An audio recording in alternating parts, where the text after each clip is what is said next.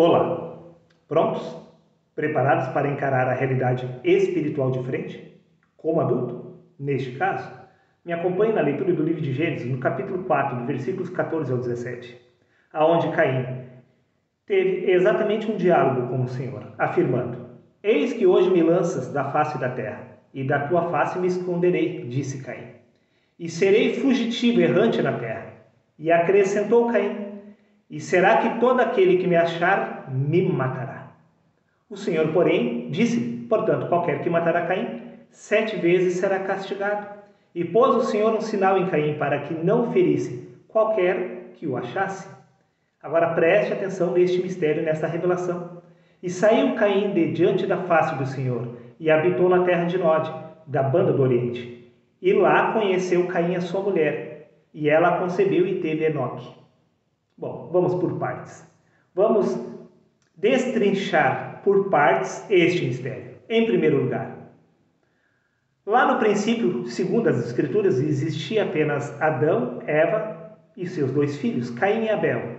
Como Caim matou Abel, ficou apenas Adão e Eva e Caim. Então, com base nesta afirmação, quem exatamente estava procurando matar Caim? Se existia apenas os seus pais? Pois disse Caim: E será que todo aquele que me achar me matará? Todo aquele? Ora, diz Caim que já existiam outras pessoas sobre a face da terra. Não sou eu que estou afirmando. Foi Caim que proferiu essas palavras. E será que todo aquele, ou seja, várias pessoas, ele iria encontrar pelo caminho? E várias pessoas poderiam tentar matá-lo. E não só isso.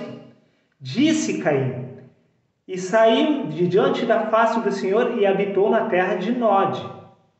Que terras são essas? Terra de Nod? Já existiam vilarejos? Já existiam outras pessoas? Mas é óbvio que sim, pois foi exatamente lá que Caim conheceu a sua mulher, na terra de Nod. Pois ele se refugiou na terra de Nod, e lá ele conheceu a sua mulher. Em outras palavras, o mundo já era habitável. No tempo de Adão e Eva já existiam outras pessoas sobre a face da terra. E não me vem com esta, que Caim casou mais tarde com uma de suas irmãs. Não, ele saiu de diante da face do Senhor e habitou na terra de Nod. E lá na terra de Nod ele conheceu a sua mulher. Uma mulher daquela vizinhança, da terra de Nod, daquele senhor. Você consegue aceitar essa verdade? Que no tempo de Adão já existiam exatamente outras pessoas habitando a face da terra? Não? Quer que eu prove que o mundo já era habitado por outras pessoas?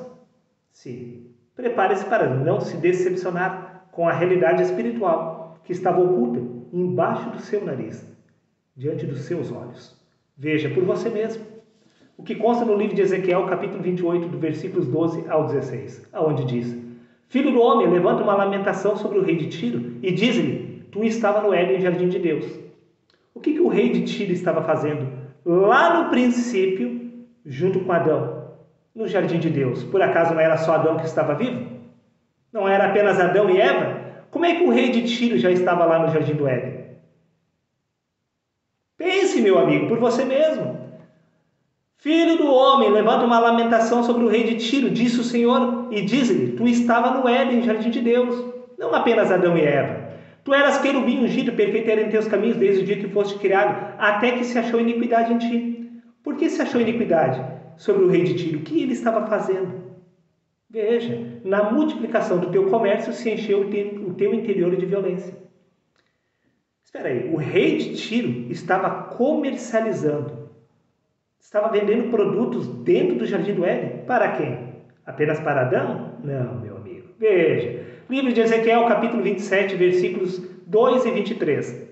Arã e Cane e Éden, os mercadores de Sabá, Assur e Quimalde, negociavam contigo. O Éden, as pessoas, os moradores do Éden, os moradores de Nod, os moradores daqueles países, estavam negociando com o rei de Tiro. Em outras palavras, já existiam nações, sim, habitantes sobre a face da terra como um todo. Prova disso é que no livro de Ezequiel, capítulo 27, versículos 16 a 18, diz: A Assíria negociava contigo. Sim, já existia a Síria no tempo do Éden, no tempo de Adão, pois o rei de Tiro estava negociando exatamente lá no jardim do Éden. Judá e a terra de Israel eram os teus mercadores. Damasco negociava contigo. Como assim? Adão e Eva foram os primeiros habitantes da terra. Não, meu amigo. Metáfora, linguagem simbólica, que Moisés se utilizou para abrir o seu entendimento e o meu, para aquilo que acontece a nível espiritual. Pois a criação do homem, vocês já irão compreender o princípio e o fim. Preste atenção. Livro de 1 Coríntios, capítulo 15, versículo 45 diz: da mesma forma, está escrito, Adão, o primeiro homem, foi feito alma vivente. O segundo Adão, no entanto, espírito vivificante.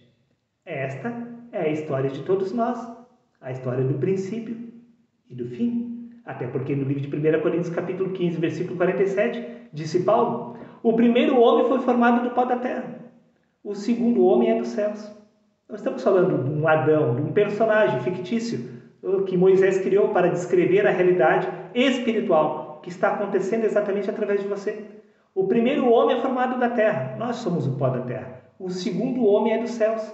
Por isso, Jesus dá ênfase exatamente ao que eu estou afirmando, através do Evangelho de João, capítulo 3, versículos 6 e 7. Disse Jesus, necessário vos é nascer de novo. O que nasce da carne é apenas carne, é pó. Mas o que nasce do Espírito se torna um Espírito.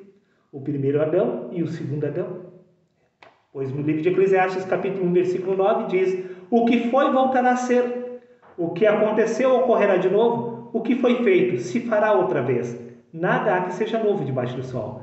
O primeiro Adão é a história de todos nós, se repetindo de forma cíclica, pois o primeiro homem é formado do pó da terra. Essa é a nossa história. O segundo homem é dos céus.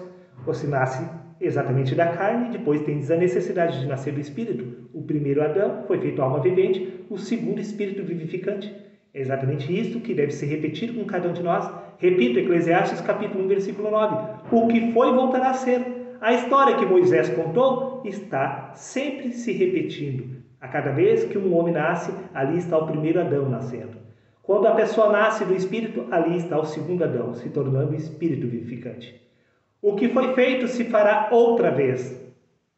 Nada há que ocorra novo debaixo do sol. Tudo o que aconteceu está se repetindo de forma cíclica. A história que Moisés contou é a história do nascimento da carne e é a história do nascimento do Espírito. Primeiro é o natural, depois o espiritual. O primeiro homem é formado do pó da terra, o segundo é Senhor dos céus. Até porque o nosso planeta já passou por 5 extinções em massa. Agora é a 6ª vez que o nosso planeta, como um todo, irá passar pela 6ª extinção. Como aconteceu o dilúvio no passado, o mesmo ocorrerá. Por que você acha que os arqueólogos encontram artefatos de cidades submersas embaixo da Terra? Por que os dinossauros se encontram embaixo da Terra? Porque quando houve as inversões dos polos magnéticos, tudo virou de cabeça para baixo, por assim dizer. Então sempre se reinicia do zero. Por isso Moisés contou a história, começando como se tivesse existido o mundo apenas há 6.000 anos atrás. Está dado o recado, meu amigo. Reflita com extrema atenção. Não seja enganado. A realidade espiritual nada tem a ver com este lugar. Pois nós não viemos do pó. Pois foi o Espírito que se fez carne. A carne é Deus em manifestação, tendo uma experiência através da carne. Sim, o Verbo se fez carne. E o Verbo está tendo uma experiência humana inconsciente através de nós. Nós não pertencemos a este lugar. Pois foi o Espírito que se fez carne. Pois no livro de Salmos, capítulo 104, versículo 30, diz Deus que Ele envia o seu Espírito. Então os seres humanos são criados. Quando o Verbo se torna carne, ali passa a nascer um ser humano. Pois no Evangelho de João, capítulo 1, versículo 14, diz que foi o Verbo que se fez carne. Toda a carne é Deus em manifestação. A realidade não começa aqui na Terra. Não houve o princípio aqui na Terra. Nunca acontecerá o princípio aqui na Terra. O princípio acontece no reino dos céus, pois o Espírito vem de lá.